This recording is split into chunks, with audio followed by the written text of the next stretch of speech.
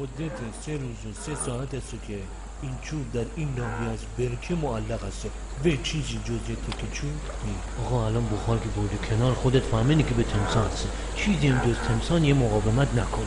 تمساح عزیزم. نه رنگدانه های روی و کاملا مشخص یه تکه چوب هست. رنگدانه چشی به تمساح مولا کارد خانه ما رو بخوره. ببین تا اینا مشخصه دیگه، حرکت سلولی رو ببین دقت کن. تمساح کاملا در اشتباه. تمساح عزیزم من این چور الان گرمه زمه بره خانه بیا بیرون. کلر بیا بیرون. آقا تمساح کلر بیا بیرون بابا. تمساح آقا مشخصه به تمساح. ببین اون رو که زنبه رفلکس اون رو ببین مشخصا به تمساح هست. حالا چون میاد رو آقا تمساح کلر بیار بیرون آقا. ببینه که داره کاملا در دهان تمساح داره. آره مثل اینکه حق با تمیه و یه تو موجود خطرناکی به نام تمساح هسته.